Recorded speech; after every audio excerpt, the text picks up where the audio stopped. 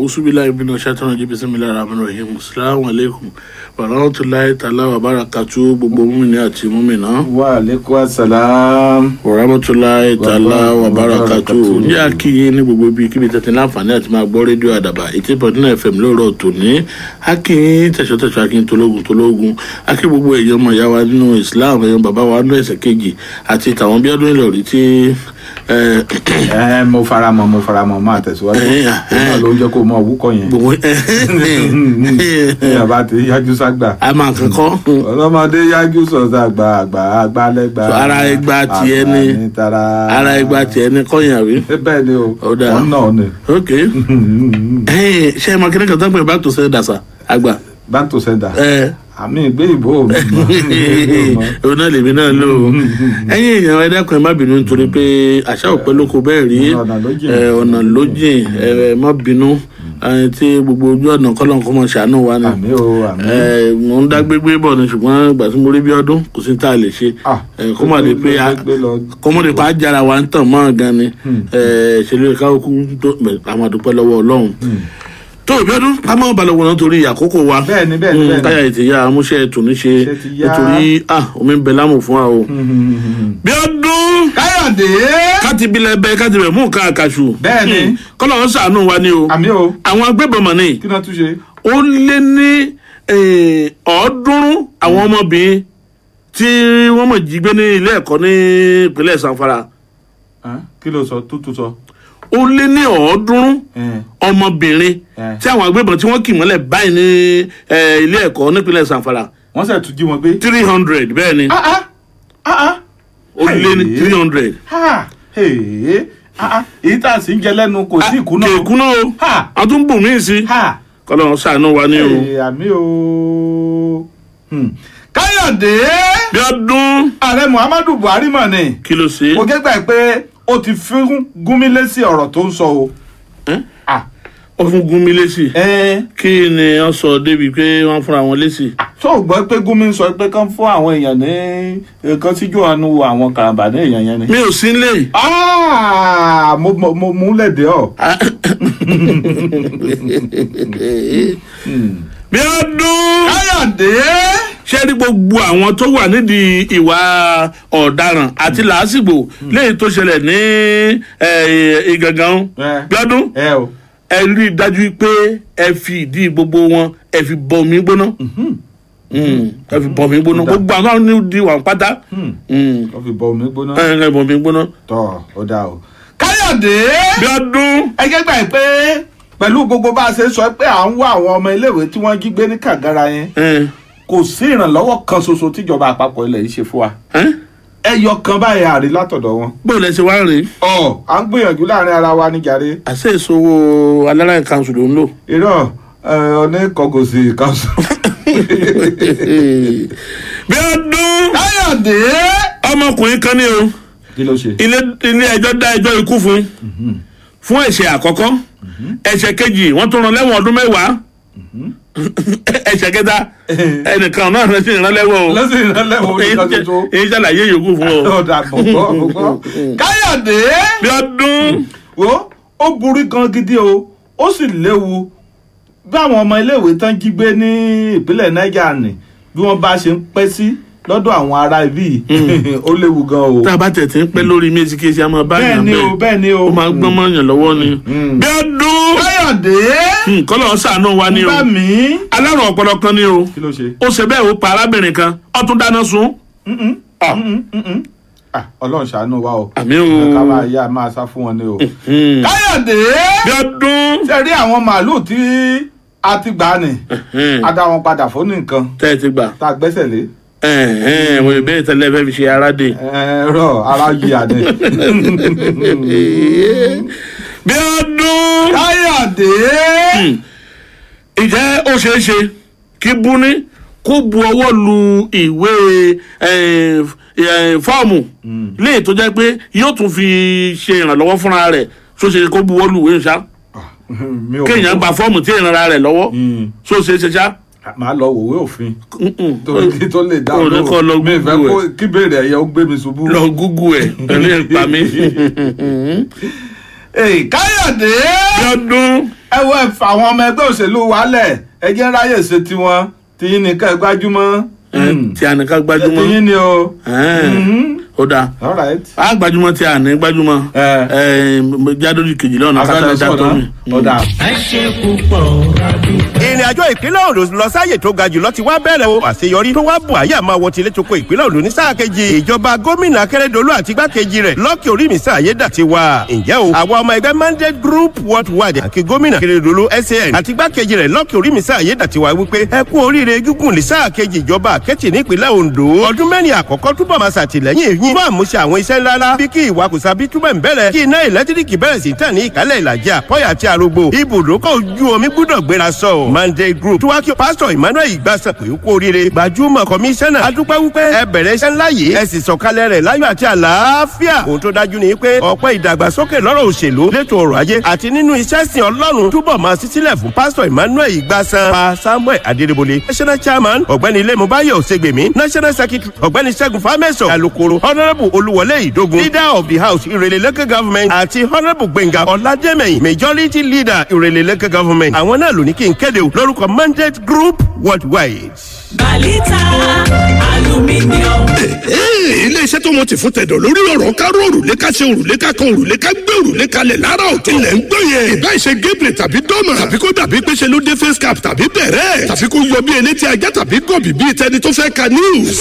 Balita lálára ọ̀tọ̀ ti ń dára pẹ̀lú orúfin ṣe tí kì í dípàtà tí kì í gbó tí kì í ṣá tí kì í wọ́n tí kì í bó tí kì í gbọ́. Ó dùn rọ̀ wàràwàrà tára ń sẹ́ gẹ̀rẹ̀gẹ̀ tátẹ́gùn kù gírí. Kẹ́sùn láyọ̀ láì gbárùwọ́ ni. Ó dàbó tún ṣe òrùn ló gbóná kìjikìji bíi iná. Mr. Mami kan lòrùlé Balita. Irú èyí ẹ bá fẹ́ ni. Bẹ́ẹ̀ ṣe ti long span. Gerard Ondule. New step tiles àtàwọn tó kù bẹ́ẹ̀. Gbogbo èyí tó ṣẹ̀ṣẹ̀ kọ́lé tàbí kápẹ́ntà tàbí contractors. Ẹ máa bọ̀ wá pé Balita fún roofing tó kira tó kidò tó rẹwà. Ní plot 16 block N ní State Industrial Estate. Iléṣà Òwò Express Road beside road safety office Àkúrẹ́. Telephone 091 3114 Mary 733 tàbí 080 6033 7920. Bórí ẹja bá ti bàjẹ́ gbogbo ẹ̀ ló bàjẹ́ yẹn. Òrùlé tó dáa ló máa ń jẹ́ kílé ó wà durable and beautiful. Torí náà ó yá sí Balita aluminium. ǹjẹ́ o mọ̀ pé gbogbo àìṣedédé ẹ̀ṣẹ̀ lónìí ẹ̀ṣẹ̀ lọ́la gbogbo ìdààmú tí ń fini lògbòlògbò nítorí àníyàn ayé gbogbo ẹ̀kọ́ lè ṣù àtọ̀tá fà àìgbà ìjọba Ọlọ́run láàyè nínú ọkàn rẹ ni jẹ́ ọ̀kan lára àwọn tó máa wà níwájú Olúwa lọ́jọ́ kìíní oṣù kẹta ọdún 2021 nínú ìjọ CAC Mount Olives Saribond Estate off Gadsden Igoba Ado Road fún àkànṣe ètò oníwákàtí 24 níwájú Olúwa níbi tí Olúwa yóò ti máa yọ̀ǹda orí ọ̀fẹ́ ìjọba rẹ̀ fáwọn onípòjìpò Ọlọ́run yóò máa lo Pastor Olúyinká Ìdòwú Bàbá orí òkè Olífì Pastor I.O. Edo Odubanjo Regional Superintendent Prophet Tolúlọpẹ́ Fọlọ́runṣọ́ Prophetess Olúwaṣèyí Òjó Pastor Anthony Ekwem Guest Minister Lady Evangelist Fúnmiláyọ̀ Ìdòwú Evangelist Olúwafẹ́mi Akínyísọ́lá Lady Evangelist Adédayọ̀ Fọlọ́runṣọ́ aṣọ funfun ni kí o wọ̀ wá lọ́jọ́ náà àmọ́ kò pọn dandan wá bá Jésù pàdé nínú àkànṣe ètò àdúrà tí ìjọba èṣù yóò sì pòórá nínú ayé rẹ̀ fún àlàyé 0703 158 1104 0816 943 5545 0805 050 7001 Jésù lolúwa.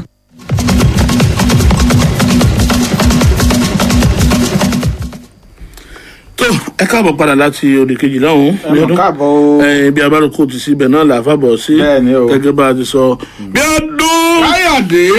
àwọn agbébọn kan ní o tí wọ́n fura sí bí àwọn jàǹdùkú náà ṣe bẹ́ẹ̀ tí wọ́n ti kí ó lé ní ọ̀ọ́dúnrún àwọn ọmọbìnrin tó jẹ́ akẹ́kọ̀ọ́ ní ilé ẹ̀kọ́ girama tó jẹ́ ti ìjọba ní jàǹgébè tìjọba ìbílẹ̀ Tàlátà Marafa ní ìpínlẹ̀ Zamfara mọ́lẹ̀ tó sì kó wọn lọ gẹ́gẹ́ bí àwọn òṣìṣẹ́ ní ilé ẹ̀kọ́ ọ̀hún léyìí tí ẹnìkan tí ó bá ròyìn fọ̀rọ̀jẹ̀wọ̀ tó bẹ̀bẹ̀ wípé kí wọ́n fi orúkọ bo òun láṣìírí òun ló ní àwọn jàǹdùkú ọ̀hún ni wọ́n wọ ilé ẹ̀kọ́ náà ní nǹkan aago kan òru èní pẹ̀lú àwọn ọkọ̀ ilos pẹ̀lú àwọn alùpùpù tí wọ́n sì fi tìpátìkúkù kó àwọn ọmọbìnrin ọ̀hún tí wọ́n sì ṣe bẹ́ẹ̀ tí wọ́n rù wọ́n lọ ojúwèrú ìṣẹ̀lẹ̀ ọ̀hún bíi làlúrí o lẹ́yìn tó ní àwọn jàǹdùkú ọ̀hún ni wọ́n wọ aṣọ ẹgbẹ́jọdá tó sì jẹ́ pé ńṣe náà díbọ́n bíi ẹ̀ṣọ́ aláàbò nígbà tí wọ́n dé kó tó di wípé wọ́n bẹ̀rẹ̀ sí ní fọ́ ilégbé àwọn ọmọ náà tí wọ́n fọ́ mọ́ ilẹ̀kùn wọn tí wọ́n fi jí àwọn ọmọ tó lé ní 300 ọ̀hún kó gẹ́gẹ́ bí ó ṣe sọ. Èyí ló wáyé níbi àwọn ẹ̀ṣọ́ aláàbò tí wọ́n sì ń jà fìtàfìtà báyìí tí wọ́n sì ń sán ṣòkòtò wọn látàrí ìbẹ̀rùbojo àti àhín lẹ́yìn tọ́rọ̀ ọ̀hún tó ń ṣe wọ́n. Wọ́n ní àwọn ọmọbìnrin ọ̀hún ni wọ́n tò sínú àwọn ọkọ̀ ìlọ́ọ̀sì lẹ́yìn tán gbé wá tán sì kó àwọn kan sí orí alùpùpù náà ìwà wọn lọ po. Ẹ lọ kàyókò nù ìwé ìròyìn Punch àtọ̀pọ̀ ìwé ìròyìn tó jáde lónìí. Káyọ̀dé Bíọ́dún gómìnà ìpínlẹ̀ Niger ìyẹn Abubakar Bello ló mọ̀ ti sọ báyìí pé àwọn ọmọléèwé lè tí wọ́n jí gbé ní Government Science College tí ń bẹ ní Kagara ní ìpínlẹ̀ Niger ọ̀hún ni wọ́n ní àwọn ò tí ì rí ìrànlọ́wọ́ kan ṣoṣo báyìí gbà láti ọ̀dọ̀ ìjọba àpapọ̀ orílẹ̀-èdè yìí o. Bello tó sọ̀rọ̀ yìí lásìkò tó ń gbàlejò àkójánu ilé ìgbìmọ̀ asòfin àgbà yẹn Orji Uzor Kalu nílé ìgbé ìjọba ní ìpínlẹ̀ náà ló ti sọ pé láti ìgbà tí ọ̀rọ̀ náà ti ṣẹlẹ̀ ló ti jẹ́ pé kò sí ipa kan tí ìjọba àpapọ̀ ilẹ̀ yìí kó láti pé kí wọ́n lè gba ọmọ náà padà. Ó ní lóòótọ́ ni ọ̀gá àgbà ọlọ́pàá ní orílẹ̀-èdè yìí ló kó àwọn ọlọ́pàá wá síbẹ̀ ó ní ṣùgbọ́n ṣe náà kàn kó wọn dà síbẹ̀ ṣá jíjẹ mímu wọn ibi tí wọn ó gbé àti gbogbo nǹkan tí wọ́n máa lò wọ́n ní ìjọba àpapọ̀ ilẹ̀ yóò pèsè rẹ̀ fún wọn o. Ìjọba ìpínlẹ̀ náà gan ló tún gbọ́ gbogbo bùkátà àwọn tí wọ́n kó wá ọ̀hún. Bákan náà ló sọ pé lóòótọ́ ni ìjọba àpapọ̀ orílẹ̀-èdè yìí rán àwọn ikọ̀ wá láti pé kí wọ́n wá bá wọn kẹ́dùn lórí bí wọ́n ṣe jí àwọn ọmọ náà kó. Ó ní ṣùgbọ́n lẹ́yìn ìgbà tí àwọn tí wọ́n jẹ́ ikọ̀ náà tí wọ́n ti lọ ó tán kò tún sí nǹkan kan tí wọ́n gbọ́ nípa rẹ̀ mọ́ wọn gbọ́ pa bẹ́ẹ̀ ni wọ́n sì gbọ́ po o. Ó ní torí náà àwọn fúnra wọn ni wọ́n wo ọ̀nà tí wọ́n yóò gbà láti pé kí wọ́n lè gba àwọn ọmọ náà wálé o. Àwọn sì ti pinnu nínú ọkàn wọn pé tẹ́nikẹ́ni ò bá dá sí wọn pàápàá jùlọ láti ọ̀dọ̀ ìjọba àpapọ̀ ilẹ̀ yìí àwọn yóò pa kìtìmọ́lẹ̀ láyé ara wọn láti pé kí wọ́n ṣàlè gba àwọn ọmọ náà jáde.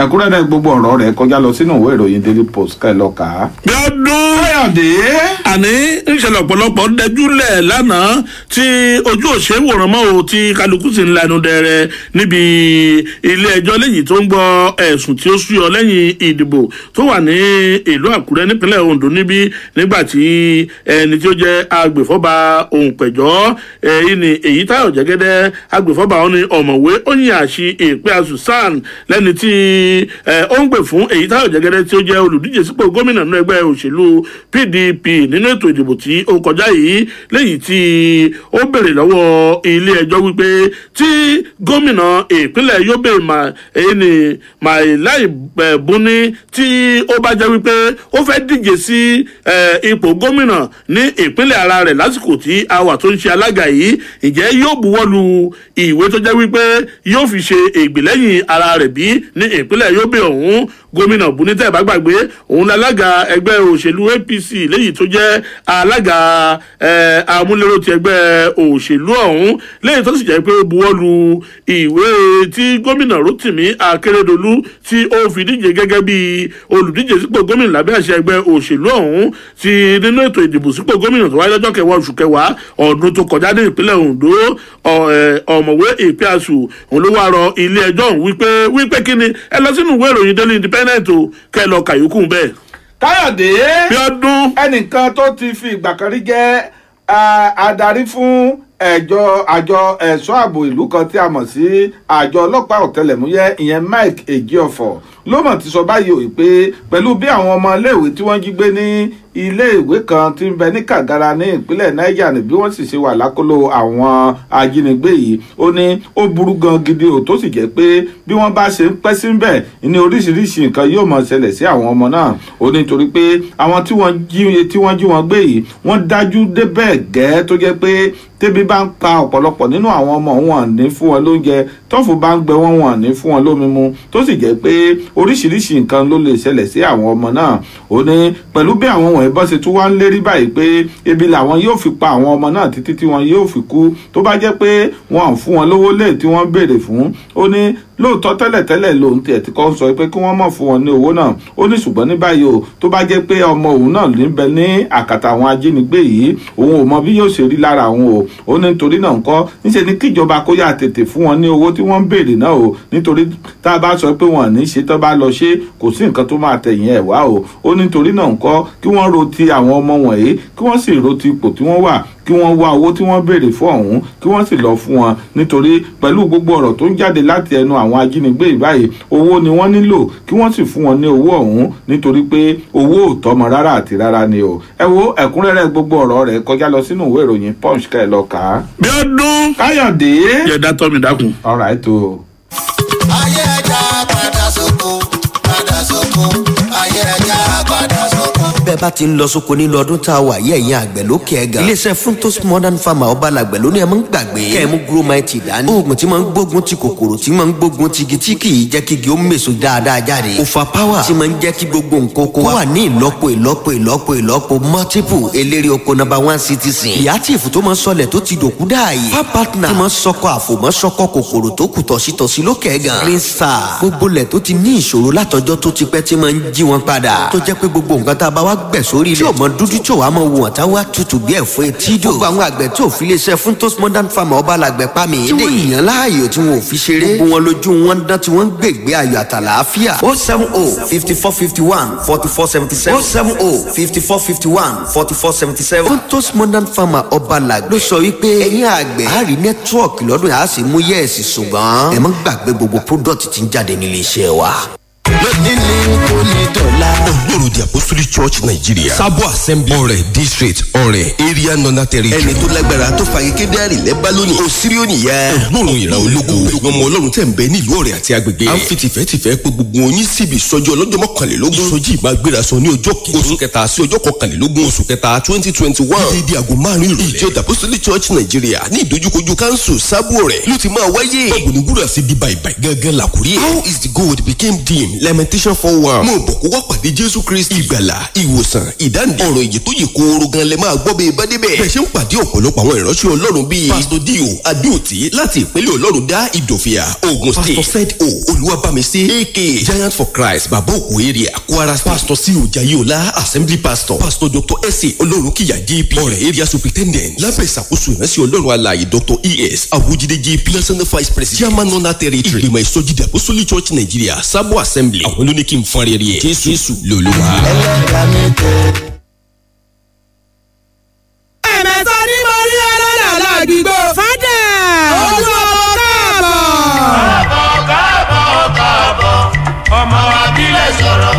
ọmọ abílẹ̀ sọ̀rọ̀ kílẹ̀ yanu káàbọ̀. ọmúgbà paládòdò ọmúkèrègbè paládòdò ó pọ̀ ohun àyè ègbè lọ́mú pọnmi aládòdò omi ayabanilókè àrò. èmi ọ̀nàrẹ́bù fádà irọ́ olúwẹ́fẹ́mi guinness kí kètèkètè rọ́mọ̀ sí fádà administration for the senate president ni mo mú àsìkò yìí. ọlọ́lá gómìnà rí ọdún ayọ̀ akérèdọ́lù ayọ̀ òjáwé olúborí fúnpò gómìnà lẹ́lẹ́rẹ́ kejì àti gbákejì rẹ̀ lọ́ọ̀kì ayédàtiwa wọ́n ṣẹ̀ṣẹ̀ dìbò yàn yín kú oríire. alágbàká àmàyè ìfọ̀kànbalẹ̀ àti àìkú baálẹ̀ ọ̀rọ̀ gbà yín láàyè. ìyẹn mú ṣùjọba ọ̀tún yín. àkẹ́tì wọ́n ṣeré. ó kú tọ́jú ọmọ àkúrẹ́ àti kẹtì àkúrẹ́ lápapọ̀. èmi ọmọ ẹ̀ṣọ́ orí ìtagún lákúrẹ́. nífọ̀ ìjọba ọ̀tún. ọdún mẹ́rin kan ṣẹ̀ṣẹ̀ yà bẹ̀rẹ̀ lópinlẹ̀ Ondo. asọ̀kẹ́tì ọmọ ẹgbẹ́ APC àti kẹtì ọmọ ìpínlẹ̀ Ondo lápapọ̀. APC next level.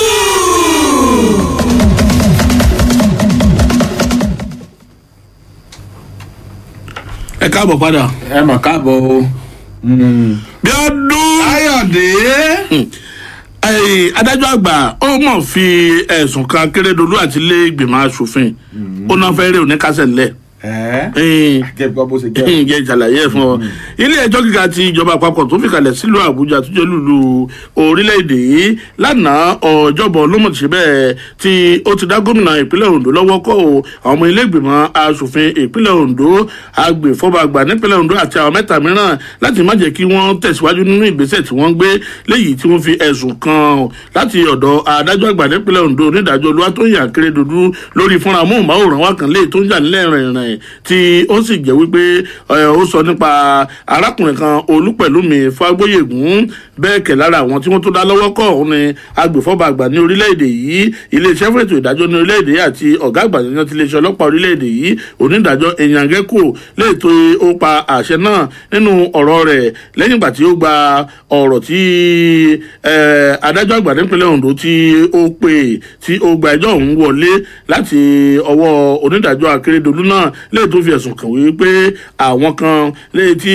wọ́n ti kó ọ̀rọ̀ jọ ní ìpínlẹ̀ Ondo láti ọ̀dọ̀ agbèfọ́ba àgbà tẹ́lẹ̀ rí nípínlẹ̀ Ondo Charles Títílóye lẹ́ni tí ó sì ń júwe ẹ̀sùn náà gẹ́gẹ́ bí èyí tí wọ́n fẹ́ lò takò láti lè rí àgámọ́ nídìí láti iléeṣẹ́ ètò ìdájọ́ nítorí ọ̀rọ̀ tí ó ṣẹlẹ̀ nípa arákùnrin kan Fágbóyègún léyìí tí ó fi fọ́nrán amóhùnmáwòrán wá kan síta tí lẹ́gbẹ̀mọ aṣòfin ìpínlẹ̀ Ondo tí wọ́n sì bẹ̀rẹ̀ ìwádìí lórí ọ̀rọ̀ ọ̀hún èyí ló sọ wípé gbogbo ìwádìí tí wọ́n wá ọ̀hún àlùwàlá olóògbọ̀gbọ́n àti kẹrànjẹ ni o ńṣe náà ń ṣọ́ ẹsẹ̀ àga tí òun jókòó lé kí wọ́n lè rí nífàsẹ̀ kó ń bá lè fìdí jálẹ̀ ẹ lọ sínú ìwé ìròyìn Punch àti gbogbo ìwé ìròyìn tó jáde lónìí kẹlọ kàyókù ń bẹ́ẹ̀. Káyọ̀dé lọ́dún pẹ̀lú bí Sheikh Abubakar Gumi bó ṣe ń sọ fún ìjọba àpapọ̀ ilẹ̀ yìí pé ń ṣe ni kó síjú àánú wo àwọn karambani èèyàn tí wọ́n ń jiyàn gbé ni ó jẹ́ gbà pé ní báyìí ààrẹ Muhammadu Buhari mọ̀ ti fún lésì o ó ní kò sí nǹkan tó jọ rárá wípé òun máa ṣíjú àánú wo àwọn ẹni ibi tí wọ́n ṣe iṣẹ́ láabi náà ó ní ìjọba òun ti ṣetán báyìí láti gbógun ti gbogbo ìwà ibi àbí ìwà ipá kankan èyí tí ẹnikẹ́ni tàbí ẹgbẹ́kẹ́gbẹ́ kan tí wọ́n bá lè máa wù ní orílẹ̀-èdè yìí ó ní pàápàá jùlọ òun ti pàṣẹ fún àwọn ọ̀gá aláàbò tuntun lè tí òun ṣẹ̀yàn yìí pé gbogbo ọ̀nà tí wọn yóò bá gbà láti pé kí wọ́n ṣẹ́kẹ̀ǹbẹ̀ gbogbo àwọn oníṣẹ́ bíi pátápátá ni kí wọ́n wá ó ní ẹnikẹ́ni tí ọwọ́ bá ti tẹ̀ ó ń jínigbé ni ó ń pànìyàn ni tàbí ó ń hu ìwà ipá kankan ní orílẹ̀-èdè yìí ló jẹ́ pé òun ò ní lè faramọ́ tó sì jẹ́ pé wọn yóò mọ̀ ṣe wọn bí ọṣẹ ṣe ń ṣojú ni ṣùgbọ́n kóun tó wá sọ pé òun wá fẹ́ máa fún àwọn tí wọ́n ti ṣe iṣẹ́ láabi wọ̀nyí ní ojú àánú kóun sì síjú àánú ó ní rárá òun ò ní lè ṣe bẹ́ẹ̀ rárá àti rárá ni o ẹ kọjá lọ sínú ìwé ìròyìn Daily Post ká ẹ lọ kà á. bí ọdún tẹ bá fẹ́ mọ̀ wá ketekete báyìí lórí Facebook yín kàn tẹ àdàbà 80.9 FM kètèkètè báyìí lẹ́yìn máa wò bí ọdún pẹ̀lú apábi tó gẹ fìlà rẹ̀ sí bákan náà tẹ bá fẹ́ máa gbọ́ káàkiri àgbálá ayé níbikíbi tẹ́ ẹ bá wà www.adaba889.fm lẹ́tẹ̀ tàbí kí kúkú ṣe bẹ́ẹ̀ kẹ́ bọ́ sí oríkò tí wọ́n ti máa ń gba àwọn ohun tí à ń pè ní application bẹ́ẹ̀ ni ká kúkú lọ dánlóòdù àdàbà ń bẹ̀ ẹ dánlóòdù application àdàbà kétékété ńlẹ́ máa gbọ́ wa tó bá sì jẹ́ wípé lẹ́yìn tí a bá ṣe ètò ìtàn ìgbàkúgbà ò lè gborí lé kí wọ́n fẹ́ máa gbádùn wa YouTube àdàbà ní kó lọ o kàn ṣe báyìí tó bá ti dé orí YouTube kàn tẹ àdàbà 80.9 FM yóò gbé jáde o tó bá dórí ẹ subscribe. sọ̀rọ̀ bí ọmọ èkó sọ̀rọ̀ bí ọmọ èkó. kí ló ṣe mo fẹ́ dá tọ́ mi. ó ga fún ọ. dìde kára ó lè dìde kára ó lè ó yá lè dànù orí fífọ́ lè dànù ara ríro lè dànù òtútù ibà lè dànù for fast relief of cold pain fever and headache dìde kára ó lè kókó. ẹ sọ fún ẹ̀fọ́ ní òtútù yìí bàtàrà ríro kí wọ́n kán lùgbọ́ one time kára ó lè ti dé o àgbáwọlé ní sẹ́ni àkàwọlé ń tè kan koríko tẹ́lẹ̀ bá ti tẹ òtún gbérí mọ́ dìde kára ó lè lúbúlúbú funfun pẹ̀yìn rúkù sarajọ mẹ́ra yágágá àjàká kò tí sọkọ fún ẹ̀fọ́ ní òtútù yìí bàtàrà ríro lágọ̀ ara káì kàṣàkàṣà knockout agbára ju agbára lọ dìde kára ó lè jagunla bí olùgbòǹgbò gàjàtọ̀ ara jà tó kìtìlẹ̀ ẹgbẹ́ ìlúra kẹgbà to yield pharmaceutical industries limited àwọn tó lórúkọ tó ṣe gbẹ́kẹ̀lé níbi kápò oògùn òyìnbó ló ṣe bára rẹ ò bá yá lẹ́yìn ọjọ́ mẹ́ta má ṣàfihàn o kàn sí dókítà rẹ. àjàpadà movement fàkẹ́tì adéyẹsọpẹ́ ilé kan ṣe lóríire kàánú adéyẹsọpẹ́ òwe. arákùnrin àkẹ́tì Mr. Talk and Do wọ́n ṣe é àrífọwọ́ nífẹ̀ẹ́ àkúrẹ́ dẹnu dọ́kàndọ́kàn lórí oríṣiríṣi iṣẹ́ kò ṣe sàkúrẹ́. ọ̀kà ṣètò ọ̀nà àdúgbò kéṣe rìn tẹ́lẹ̀ lákúrẹ́. ó ti ṣe wọ́n dọ̀dà sí rírìn jọ̀jọ̀. ṣé ọ̀nà olúbejì kò ṣe lẹ́kúrẹ́ lè káàfọ̀ ni. àbí ọ̀nà èkó ti ṣe lọ́kùn ẹ̀tẹ̀ parí rẹ̀. ṣé ètò omi lè káàfọ̀ ni. ó ṣe náà rí pọ́nmi yá. gómìnà rí awọ́ ṣeré o. pé mọ̀ ń rọ àkúrẹ́ sẹ́yìn nínú òṣèlú. pòkó lókì mi ló mú kàkúrẹ́. ó dì mú po PS. ọmọdé amẹ́fà lákúrẹ́. àdúgbò ìjọ límú aṣọ sọ pé ìjọba ẹlẹ́rẹ̀kejì òun àtúgbà kejì rẹ̀ ayédàtiwa kan dìbò yàn lẹ́lẹ́rẹ̀kejì á sọ kẹtẹ ọmọ ìpínlẹ̀ Ondo gbanyugba ní alògbà ìjọba ọ̀tún ẹlẹ́rẹ̀kejì rí lálẹ́gbàká ìdúpẹ́ àti ìkéde yá láti ọ̀dọ̀ adarí àjàpadà movement for Akẹ́tì honourable Bùnmi Adémọ́sùn ọmọ ọ̀pọ̀ ẹ̀kẹta ààrẹ lákúrẹ́ àti kẹtẹ àjàpadà movement for Akẹ́tì APC next level. ọ̀rọ̀ tẹ́jẹ́ ṣe kan ni mo fẹ́ ròyìn president abablo tọ́ni ló ń jẹ́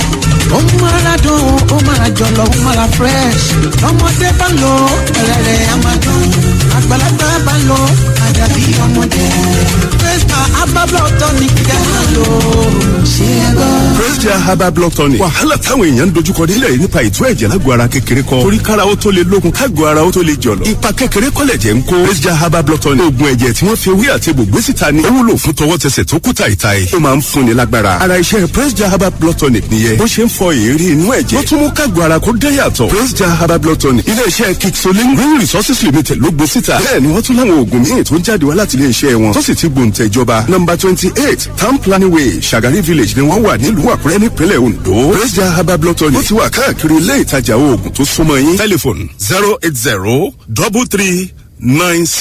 08033961523 lẹ́ẹ̀kan sí 08033961523. ẹ káàbọ̀ padà yàrá Bíọ́dún wọ́n gbàgbé YouTube wa o Àdàbà FM TV wà ìbílẹ̀ subscribe. Àdàbà FM TV. bẹ́ẹ̀ni Àdàbà FM TV subscribe. Bíọ́dún àwọn Fúlàní tí ń gbé ní ìpínlẹ̀ Kwara náà ti ké síjọba àpapọ̀ láti túṣu délẹ̀ kòkò lórí làásìgbò tó ṣẹlẹ̀ ní Ìgangan wọ́n sì fi tàkúté òfin gbé àwọn ẹni ajé ọ̀rọ̀ náà bá símọ́ lórí débi pé wọ́n kà ọ́ pẹ̀rìn lójọ́ ní iwájú adájọ́ látàrí rògbòdìyàn tó bẹ́ sílẹ̀ ní Ìgangan nípínlẹ̀ Ọ̀yọ́ léyìí tó jẹ́ pé ó sọ ọ̀pọ̀lọpọ̀ wọn di àrètí sùn kiri bẹ́ẹ̀ ẹni wọ́n bẹnu àtẹ́lu àkọlù tí wọ́n ṣe sí ga Fúlàní Sakin Fúlàní náà ní Ìgangan ọ̀hún àti àwọn Fúlàní mìíràn léyìí tí wọ́n ṣe bẹ́ẹ̀ tí wọ́n ní gàá sí ẹkùn gúúsù ìwọ̀ oòrùn orílẹ̀-èdè yìí gẹ́gẹ́ bí wọ́n ṣe sọ àwọn Fúlàní ni wọ́n mọ̀ sọ ọ̀rọ̀ yìí nínú àtẹ̀jáde kan tí wọ́n fi síta lẹ́yìn ìpàdé tí àwọn ẹgbẹ́ Fúlàní aláfọwọ́sowọ́pọ̀ tí wọ́n ṣe ní ìpínlẹ̀ Kwara ní ọjọ́ ìṣẹ́gun ọjọ́ 23 oṣù kejì ọdún tá a wà yìí àtẹ̀jáde ohun tí Alhaji Sule Al-Fulani Bube tí ó jẹ́ alága Alhaji Saliu Ahmed akọ̀wé tí wọ́n kà lábalábala tí wọ́n sì buwọ́lù ni wọ́n ti sọ wípé ẹ̀sùn léyìí tí wọ́n kà sí Sakin Ìgangan lẹ́sẹ̀ náà wípé irọ́ aláta ni o wọ́n tún tẹ̀síwájú pé kẹ́lọ́ kàyókù nínú ìwé ìròyìn Punch tó jáde lónìí.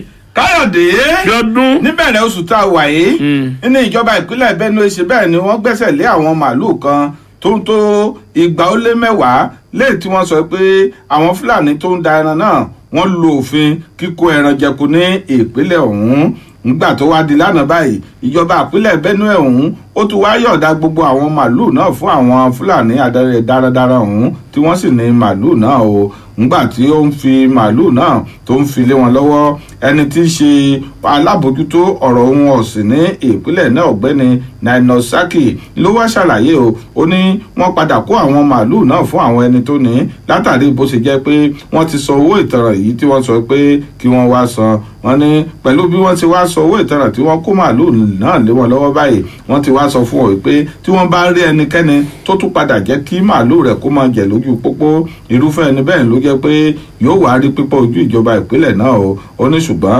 ẹnikẹ́ni tó bá fẹ́ láti pé kó máa da ẹran tàbí kó ẹran jẹ kó yà tètè wá ra ilẹ̀ lọ́wọ́ ìjọba o tó bá sì ti ra ilẹ̀ náà kó sọgbà yìí ká kó kó àwọn ẹran rẹ̀ síbẹ̀ kán sì máa jẹ oúnjẹ wọn bẹ́ẹ̀ wọ́n ní ṣùgbọ́n wípé kẹ́nikẹ́ni sọ pé òun da màálùú láàrin ìgboro ni àwọn ò ní faramọ́ ẹ̀kúnrẹ́rẹ́ ìròyìn náà ẹ kọjá lọ sínú ìwé ìròyìn Vanguard kẹ́ ẹ lọ kà á. Bíọ́dún Káyọ̀dé ilé ẹjọ́ gíga ti ìpínlẹ̀ Èkìtì ló ṣe bẹ́ẹ̀ tí ó ti lu òdùgbòǹdòrò ẹjọ́ ikú mọ́ arákùnrin kan ẹni ọdún 55 Mohammed Isiaka lórí o lẹ́yìn tí oníkanlọ sọ̀rọ̀ tí tẹ̀mí yóò fi bọ́ lára rẹ̀ látàrí pé ó ṣẹ̀mí Yakubu Jimoh ní kúkúrú ilé ẹjọ́ ọ̀hún ẹni ó tún ṣe bẹ́ẹ̀ tó tú àwọn méjì kan sílẹ̀ pé kán máa relé wọn lálàáfíà Ismaila Okoro ẹni 20 ọdún Awolusi adéwùsì bídèmí ẹni ọdún 23 nígbà tó ń gbé ìdájọ́ ọ̀hún kalẹ̀ onídàájọ́ lẹ́kan ògúnmòye òun ló sọ wípé ẹni àkọ́kọ́ tí wọ́n fi ẹ̀sùn kàn náà ilé ẹjọ́ dá ẹjọ́ ikú fún òun wípé kan sòókọ́ títí tí ẹ̀mí rẹ̀ yóò fi bọ́ lórí ẹ̀sùn ìpànìyàn tó jẹ́ ẹ̀sùn àkọ́kọ́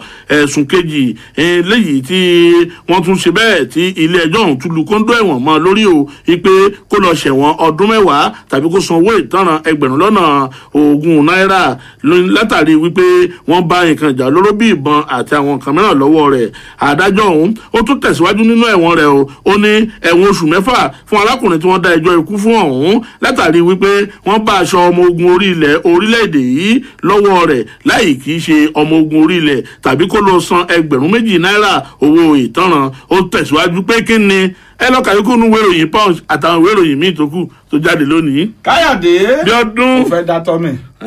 adéyà sọpẹ́ o adéyà sọpẹ́ ọ̀nẹ́ kan ṣe lóore ò kẹ́ mọ́ olúbíọ́nẹ́ ìyá kan ṣe lóore kà mọ́ adéyà sọpẹ́ o. òdìrè ìkété ọmọ ẹgbẹ́ apc olúlé àti olójó òjàrẹ́ àti agbègbè rẹ̀ lábẹ́ àkóso alàgbà ajagunfẹ̀yìntì báyọ̀ ọmọṣẹ́bí ti darapọ̀ pẹ̀lú gómìnà rí arákùnrin ọdún ayọ̀ olúwarótìmí àti igbákejì rẹ̀ orímísàn ayédàtiwa láti adúpẹ́ fún àṣeyọrí ètò ìdìbò kó wáyé ní ọjọ́ 10 oṣù kẹwàá ọdún 2021 níbi ká ti ní ìbò gómìnà rí àti igbákejì rẹ̀ olé gẹ́gẹ́ bí gómìnà ìpínlẹ̀ ondo lẹ́ẹ̀kejì sí. bákan náà láti bá gómìnà rí ayayọ̀ ìbúra wọlé káyé níjọ́ 24 oṣù yìí òdùmọ̀rè ìdúró ti lẹ́sà ẹlẹ́ẹ̀kejì eléré díje amúhùnjarẹ́ sọnù àti ẹ̀ka mẹ́fà ẹ̀jẹ̀ òkọ́ta òrẹ̀sẹ̀ ààyè ètí ọ̀rẹ́ṣẹ́wò àti arárọ̀mẹ́ ọkí gómìnà rí amọ̀mọ̀ gbàgbé ọ̀rọ̀ rí àtijọ́ fọ̀ àti ibìkan báṣẹ́ dé ìjọba ìbílẹ̀ rí a lásìkò ẹlẹ́rẹ̀kejì ètèrè ìpínlẹ̀ ondo àríbá ti ṣe àárọ̀ náà gbégbà ẹgbẹ́ apc ìjàrẹ́ sọ̀n kí gómìnà rí a fọ àṣeṣe tún ṣe. àánú ọ̀pọ̀ èèyàn ń ṣe mí torí wọn mọ̀ bí àlá láti lọ sáwọn orílẹ̀-èdè bíi usa canada south africa united arab emirates australia schengen countries italy and other asian countries ó ṣe wá sí ìmúṣẹ. bẹ́ẹ̀ lọ̀pọ̀ ti bọ́ wá tí wọn ò rí àtọwọ́ àti visa gbà. ẹ máa yọ̀ first trimester travels and tours tó ti ń ṣiṣẹ́ yìí bọ̀ látogún ọdún tórúkọ ò bàjẹ́ ló ń pè yín ó yá ẹ máa bọ̀ gbogbo ẹni fẹ́ lọ sáwọn orílẹ̀-èdè tí mo dárúkọ fún student visa visit visa business and tourist visa holiday visa ẹ̀yin oníṣẹ́ ọwọ́ àtẹ̀yìn tẹ́ kàwé gboyè ẹni mọ̀nà ló yẹ kẹ́ ẹ tẹ̀lé ẹni tí ò dé airport rí tó ń ṣèlérí amẹ́ríkà wọ́n bá ní book flight ticket bá ní nímọ̀ràn lórí orílẹ̀-èdè tó fẹ́ lọ irú iṣẹ́ tó yẹ kó ṣe àti ilé tó dé sí ó ti di ọmọ onílẹ̀ citizen kò sí mú owó irú wa mú owó iyọ̀ wá lẹ́yìn àdéhùn ẹ lè fi tẹ́ lọ́ọ̀yà yín létí first trimester travels and tours wà ní 622 orímọ̀láfẹ́ shopping complex lẹ́gbẹ̀ẹ́ st louis nursery and primary school gángan ọjà ìsìnkàn àkúrẹ́ ẹ má kọjá st louis nursery school síwájú o telephone 080 61 61 17 69. ìfilọ́lẹ̀ ẹgbẹ́ ìgbìmọ̀ àpapọ̀ òṣìṣẹ́ oníṣẹ́ ọwọ́ àti aládàáni ilẹ̀ yorùbá awakọ̀ ìyálájẹ́ gbẹdúgbẹdú ọlọ́kadà ìyá olóúnjẹ bàbá ẹlẹ́ran àti bẹ́ẹ̀ bẹ́ẹ̀ lọ ìgbìmọ̀ àpapọ̀ òṣìṣẹ́ oníṣẹ́ ọwọ́ àti aládàáni ilẹ̀ yorùbá àyà wa bẹ́ẹ̀lẹ̀ iṣẹ́ yá àpérò ọmọ òdùà ìgbìmọ̀ tó ń fún torílẹ̀ tẹlẹ̀mù láǹfààní láti sọ bí tí bàtà ti ń ta wọ́n lẹ́sẹ̀ àlàáfíà ilẹ̀ wa ọrọ̀ ajé ìran ara ẹni lọ́wọ́ àgbájọwọ́ tá a fi ń sọ̀yà ọmọ yorùbá àsìkò tó láti jí gìrì ká fọwọ́sowọ́pọ̀ kílẹ̀ yorùbá lè tòrò káyé rọrùn kí inú wa dùn fún ẹ̀kúnrẹ́rẹ́ àlàyé lórí bẹ́ẹ̀ tilẹ̀ darapọ̀ mọ́ ẹgbẹ́ ìgbìmọ̀ àpapọ̀ òṣìṣẹ́ oníṣẹ́ ọwọ́ àti aládàáni ilẹ̀ yorùbá ẹ lè pè tàbí kẹ́tì àtẹ̀jíṣẹ́ sí 0703 114 4670 ìyẹn 0703 114 4670 ìfilọ́lẹ̀ ẹgbẹ́ ìgbìmọ̀ àpapọ̀ òṣìṣẹ́ oníṣẹ́ ọwọ́ àti aládàáni ilẹ̀ yorùbá yóò wáyé ní ọjọ́ 7 oṣù kẹta ọdún 2021 ní adé super hotel láago 3 ọ̀sán ní ìlú àkúrẹ́ ayé wa dùn ilẹ̀ àgbè wa ilẹ̀ òdùn òní bàjẹ́ o ìgbìmọ̀ ìṣọ̀kan ìgbìmọ̀ ìdàgbàsókè ìgbìmọ̀ tẹ̀síwájú ìgbìmọ̀ òṣìṣẹ́ oníṣẹ́ ọwọ́ àti aládàáni ilẹ̀ yorùbá lólùkéde.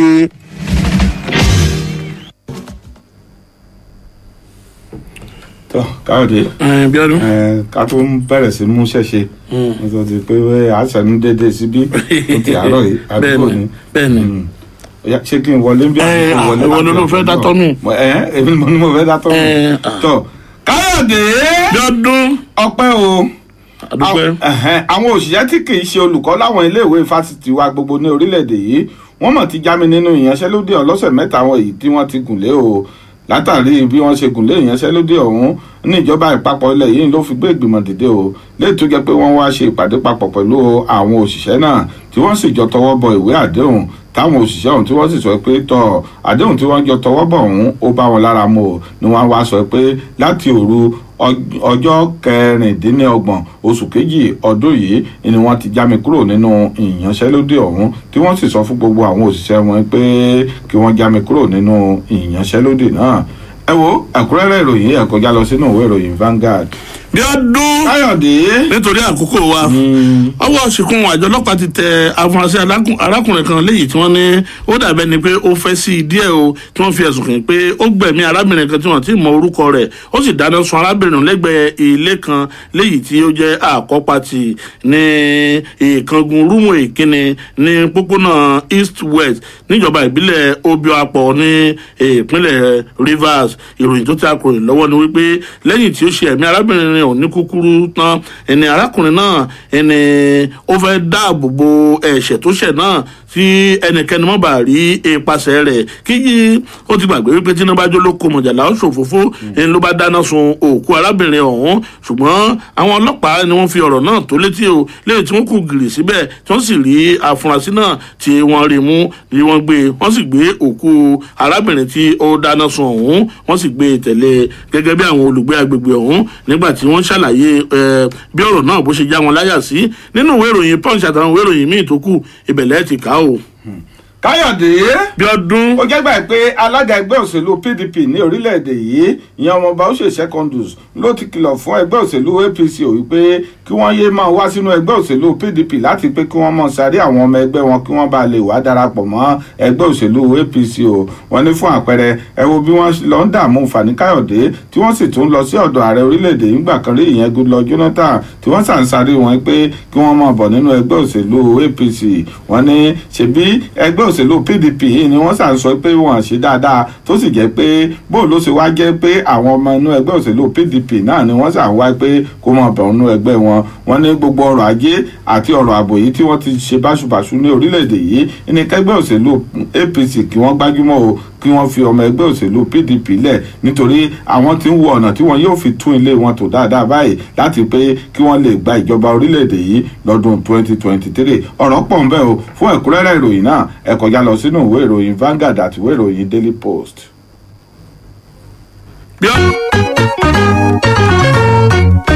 Christ Greatness Global Revival Ministry behind Adeyalo Hospital Ayeyemi Street Ọ̀rẹ́ 7-day revival topic unstoppable God. Ọlọ́run tí a kò lè dá dúró. Bẹ̀rẹ̀ látọjọ́ kìíní oṣù kẹta títí dọjọ́ keje oṣù kẹta. Ní gọ́ngọ́ tí mo sọlá kutuku tí mo wò. Ní gbàgede church auditorium gangan. Níbi Adeyalo Hospital Ayeyemi Street Ọ̀rẹ́. Ọlọ́run tí a kò lè dá dúró. Bó bá ń da ó wá ìgbìyànjú bó bá kù díẹ̀ káàtó ìgbìyànjú. Bó láti gbìyànjú. Ọ̀dọ̀ ẹni tó mọ pípẹ́ Ọlọ́run tó mọ bá a ṣe ń pe Elédùmarè. Ó ní ká wá gbìyànjú wa lọ sọ́dọ̀ ẹ̀. Ìgbìyànjú tí ò ní lẹ́yìn ìgbìyànjú tí ò ní mẹ̀mí kúkúrú dání. Ìgbìyànjú ọjọ́ gbọgbọrọ ìgbádùn ayérayé. Ó yá ní Christ Greatness Global Revival Ministry. Àwọn tí ò mọ fi ní orúkọ Jésù dismantle ogun evangelist Ọ̀kẹ́ Solomon láti ìlú Ìlọrin. Àti ọ̀pọ̀lọpọ̀ àwọn ìránṣẹ́ Ọlọ́run. Ladies evangelist ní ìkẹ́kọ̀ọ́lá wọlé láti ìlú Ondo. Àwọn ní ò mọ fi orin ìfáìtì Ọlọ́run ọba. Olùgbàlejò àgbà evangelist Grace Àmọ́. Màmá ti wà ń kalẹ̀ pẹ̀lú sledgehammer nàdúrà. Láti máa fọ gbogbo ogun kógun ogun oníkòjìpò. Ọlọ́run tí a kò lè dá dúró. Ló ní èmi àtiwọ́ wọn ò ní dá wa dúró tá a fi débi gíga. Ìgbìmọ̀ ìsọjí orí òkè ló ń kéde. Evergreen Stationery Warehouse. Evergreen. Ọ̀gá ni Evergreen nínú kata stationaries nílẹ̀ yìí. Evergreen ló ní àwọn ọjà wọ̀nyí ní káwọn tó lẹ́ẹ̀dínwó tó rọ̀jú jùlọ. Bẹ̀rẹ̀ látòrí A4 papers, big notes, diaries, pen, biro, pencils, drawing board, whiteboard, calculator lóríṣiríṣi, bíbélì àtàwọn ohun èlò ẹ̀kọ́ gbogbo nílé ìwé. Evergreen ló ń supply laminating materials direct láti ọ̀dọ̀ àwọn manufacturer ní wọ́n rọ́jà tiwọn. Òun lówó wọn fi rọlẹ̀ jù ní gbogbo agbègbè yìí. Ẹ má wulẹ̀ rè kó ẹ má rè bàdàn mọ́. Evergreen ti wà fún wa pẹ̀lú ẹ̀dínwó tó rọrùn jù. Iye tí wọ́n ń tà lẹ́kọ̀ọ́ náà lẹ́ máa bọ́jà. Ní dọ́sí bọ́ndù package trailer. Tẹ́ bá ra àjàtọ̀ wọn láwọn ọkọ̀ àjàgbé tí ó bá yín kẹ́rù débikíbi tẹ́ bá lọ ní Nàìjíríà. Evergreen Stationery Warehouse ó kalẹ̀ gàgàrà sí nọ́mbà 22 Oyèmẹ́kù Road nítòsí Cathedral Junction Àkúrẹ́. Tẹlifon 08165316655 tàbí 08038554422. Evergreen Stationery Warehouse ló ń ta ọjà tó quality jù pẹ̀lú owó tó rọlẹ̀ jù. tó ẹ káàbọ̀ padà láti ọdún kejì lọ́hùn bí ọdún torí àkókò wa ní ta pẹ̀kẹ́lù lónìí bí ọdún. káyọ̀dé mọ̀mọ́ gbọ́. kọ́lọ́n kó ṣàánú fún wa. bá mi. kí la pẹ̀kẹ́lù gan lónìí. àtọ̀ ọ̀rọ̀ tí ń bẹ lẹ́yìn náà mà ní káyọ̀dé. ewu nù wọn. tọ́ ṣebí gbogbo wa la rí bí gbogbo nǹkan ṣe ń lọ báyìí lórílẹ̀‐èdè. bẹ́ẹ̀ni. àwọn ọmọ iléèwé tìjọba àpapọ̀ tí ń bẹ ní kàǹgàrà ni a sì ń wí pé kán wá ọ̀nà bí wọn yóò ṣe bá wọn ṣe gbà wọn padà wá sílé. láwọn àti àwọn olùkọ́ àtàwọn òbí kan tí wọ́n jí kó. tí gbogbo wọn tí wọ́n lọ sí nǹkan bíi mẹ́tàdínláàádọ́ta wọ́n sì wà lákòlò wọn báyìí tí wọ́n ti yọ̀ọ̀dá wọn. ṣàdédé la tún gbọ́ láàárọ̀ ìbáyìí o. lóru ìnímọ́jú pé wọ́n tún ti jí àwọn ọmọ kan tó lé ní ọ̀ọ́dúnrún kìkìdá obìnrin gbogbo wọn obìnrin ni wọ́n pátá. nílé ẹ̀kọ́ ìjọba tó jẹ́ tóbìnrin ní sanfara. nípínlẹ̀ sanfara. èyí wá bẹ̀rẹ̀ sí ní kọni lóminú. ó kọni lóminú. kí wàá ní ọ̀nà àbáyọ báyìí. torí èyí tí ń bẹ lẹ́nu tá à ń jẹ. àti ìjẹ́tọ́ kò tí ì kú náà. kì í kúná débi tá a lọ mi. èmi ìtúrẹ́ wọn tún bù ú sí. wọ́n tún bù ú sí báyìí. odò ń ya létí. ọ̀run la ń dànù. àbí o. atúni a máa kó lámì sí. kí lọ́nà àbáyọ gan. bó o la ṣe ṣe ọ̀nà wo la wàá gbà o. ẹ gbà wá lámọ̀ràn. ẹ̀yin ara lé àmọ̀ràn ni o àní ẹ̀bùjọba o. ẹ̀já gbọ́ ọ̀rọ̀ tí yín. àmọ̀ràn la gbé o ẹ má bu ẹnikẹ́ni o ẹ má sọ̀rọ̀ àlùfàṣà ẹ má ṣépè fún yàn ẹ jẹ́ ká sọ bí ìgbà tí a wà ní ìjókòó àpérò agbára wa lámọ̀ràn torí gbogbo tá à ń sọ iná níjọba ń gbọ́ 081 62 51 9 mẹ́ta àti ọ̀kan 081 62 51 9991 tàbí 090 81 77 87 93 090 81 77 87 93. oníkẹ́ fi bá wa sọ̀rọ̀ kẹ́ bá wa dá sí. bí ọdún. káyọ̀dé. ẹ kú ojúmọ́ o. ẹ kú ojúmọ́ o. ẹ ṣeun. tíjẹ ló ń sọ̀rọ̀ láti ìlú ọ̀rẹ́. ẹ ṣeun tíjẹ. bẹ́ẹ̀ ni ọ̀rọ̀ yẹn ó dọ̀yàn lójú o bó ṣe wá ń ṣẹlẹ̀ everyday báyìí ó yẹ káwọn ìjọba wa ká bá wá nǹkan ṣe sí o kò tẹ̀sí báyìí tẹ́lẹ̀ o ó yẹ ká bá wá nǹkan ṣe sí torí ó ti ń bọ́ sí continuously báyìí. ọlọ́mọ àtọ́ irú ẹ̀ mọ́ bá. àmín ẹ ṣeun. 08162519991 bí ọdún. ẹ kú ojúmọ́. ta ló ń pè láti bulẹ̀ tí ń pè.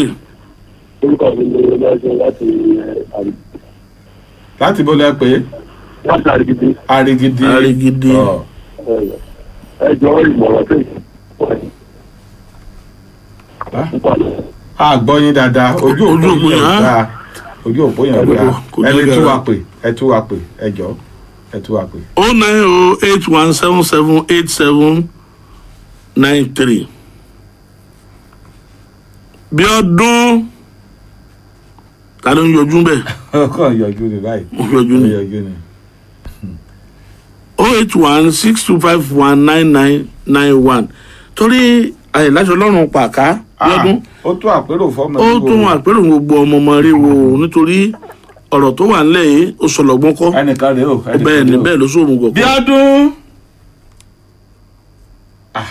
egbe ń jọ egbe ọmọ tuntun. bí bàbá lọ tuntun sí i. nítorí èyí ó tún dá ìbẹ̀rù sí ìyàn lọ́kàn nígbà táwọn kan sì ń bẹ lákòló tí wọ́n lébi náà fi pa wọ́n kú táwọn bá ti wá gbà wọ́n táwọn kan ní kíjọba mọ́ gbowó lẹ̀ láti gbà wọ́n tí wọ́n á wò báyìí òru ènìyàn wọ́n tún wá káwọn míì wọ́n tẹ àyèlé ìtàn tẹ̀ tún wá kó ìlọ́po lọ́nà bíi mẹ́jọ ẹgbẹ́ kọ́lọ́ ń ṣàánú fún wa ni. ọdún ọmọ ó lé o kọjá bẹ́ẹ̀ o. odu over 300 08162519991 09081778793 bí ọdún. tani yọjú bẹ ojú òpó yìí ló ó di gágá ó lọ jáíjáí kọlọ́n kó ṣàánú fún wa torí ìjọba ń sa ipá tí wọ́n lè sà aráàlú náà ń ké àwọn náà ń sa ipá tí wọ́n ṣùgbọ́n kí lọ́nà àbáyọ. bí ọdún ẹ wàá kó òun di rédíò yín gan tẹ́ ẹ bá fẹ́ bá wa sọ̀rọ̀. bí ọdún ẹni yóò sí lọ́dọ̀ wa kò sí lọ́dọ̀ wa rárá kò sí lọ́dọ̀ wa tó ọ̀nà àbáyọ ńlá wá kiri àbí kí láti á sí báyìí. ó ga kọ́lọ́n ó ṣàánú wa ni. kọ́lọ́n kó ṣàánú fún wa ni tó ọmọ wa ò ní sọnù àwọn akẹ́fúnra wa ò ní sọnù nǹkan tí ó kàn dá wa lójú ni pé káyọ̀dé. ẹ káàárọ̀ o. ẹ ṣeun. samuel láti ìlú ọ̀wọ̀. ẹ ṣeun. ohun tí mo fẹ́ gba ìjọba gẹ́gẹ́ bí àmọ̀ràn ni pé gbogbo àwọn ìlú wa kí ló dé tọ̀rọ̀ fi ṣe bíi street camera kan yan àwọn police tó jẹ́ pé a lè máa monitor street camera yẹn dáadáa owó kíní wọ̀nyí ló wà ní abroad àwọn ìjọba wa wọ́n ti rí ń bẹ̀ wọ́n mọ bọ́ ṣe ń ṣe àdúpẹ́ fún ìjọba tó wà lẹ́kọ̀ọ́ tó ní díẹ̀ ńbẹ̀ gẹ́gẹ́ ni gbogbo kíní tó bá lè ṣe ní gbogbo street àti village ní nàìjíríà kò sí ogun gbénigbéni mọ́ ọlọ́mọ àràn wa lọ́wọ́ ẹ ṣé o. ẹ ṣeun àdúpẹ́. ẹ ṣeun. a ní láǹfààní àti gbàgbé ilé ìta gbà yìí. àkókò tẹ̀sí pàpàmọ́ra a fẹ́ lọ kí jímọ̀. yéé ṣe jímọ̀ nìkan gan a kiri àmọ́ ní ẹ̀gbọ́n ẹ̀ náà. a máa kí. a máa kí. tó ó dáa màá dé màá gẹ̀ ìpéǹpéjú la láàfin ọlọ́run ọba láàánú jùlọ yọba torílẹ̀-èdè ṣe. gbogbo tó ti gbọ́n ọlọ́run ó sọ de títọ́ kámọ̀rẹ́lẹ́ náà lónìí nù lágbára lọ́wọ́ ọlọ́run eré ayọ̀ àti ìdùnnú ńlá àjọ máa fi pàdé ara wa gbogbo àgbà tá a bá padà wá sórí ètò àdíngbòbísí yẹn àdíngbòbísí wa ọpẹ́ pàtàkì lọ́wọ́ olóòtú ètò yìí olóòtú àgbà àti gbogbo àtàjọ mẹ́tò ìwà lọ́lọ́kan òjọ̀ kan gbogbo àti ń bẹ lódì kejì lọ́hùn àṣà ń bẹ́ẹ̀ bí ń sá lọ bẹ́ẹ̀ ní ń sábọ̀ adéọlá òun náà bẹ lódì kejì lọ́hùn wa kí ló pa ẹlẹ́rìí tó àṣọrọ obìnrin báyìí ó bù sẹ́rìn ni. kì í ṣe ìtọ̀rọ̀ obìnrin ló pa mí lẹ́rìn lórí adéọlá yẹn mo wo eré kan tá a máa wò láyé ọjọ́ wa náà kòtò ọ̀run adéọlá wà bẹ́ẹ̀. ẹ̀rọ ayé yá mi lọ sọ. omi tí kọ́lé dọwọ́ ti sọ pé àjẹ́ tó ti sọ pé àjẹ́ nìyá òun. àjẹ́ ìyá ẹ̀. àjẹ́ nìyá mi kan. abẹ́rẹ́ ìyàwòrán wa náà ń bẹ ní ọ̀dọ̀ wa bí àdúpẹ́ lọ́wọ́ gbogbo yín bí ọdún kó tó di pé o lọ ẹ jẹ́ ká kẹ́rù kó tó di pé ìwọ náà lọ. kí gbogbo wa báyìí ká kẹ́rù ká mọ̀ re ilé Ifẹ̀. kí là ń lọ ṣe. Erelu mélòó olúkàwé falẹ̀ gan. ó sọjọ́ òbí lónìí. ó tó wá tẹ̀ ní. ṣùgbọ́n o ẹ bá ti ń bọ̀ ẹ lo ìbomú yín o. a ó tó dé lálẹ́. ìbomú tẹ ẹ bá dẹ̀ ti lò títí tẹ́ fi kúrò níbi tá a ti ń ṣe. gbúdọ̀ sí kúrò lẹ́nu tẹ́ ẹ padà oúnjẹ wà gbogbo nǹkan ló wà. ó gbóyẹyẹ kanlẹ̀ kó jìbìtì lè yí o. kẹ̀kẹ́ envelope dání o envelope láyé pé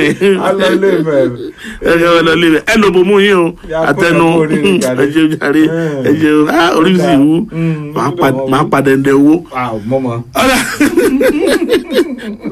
yàtọ̀ jábà lọ kó tó ní wòye ọ̀la. ọ̀la gángan. kó tó ní wòye ọ̀la bí ọdún ìyanu àṣẹlẹ̀ láwùlà ó yẹ wá gbé mi abẹ́ ọ̀pẹ àánú yá lẹ́rìí jiyàn Èkìtì. ó dá kọ́kọ́rọ́ mọ́tò tèmi dà ó dára mọ́kọ́ Èkìtì.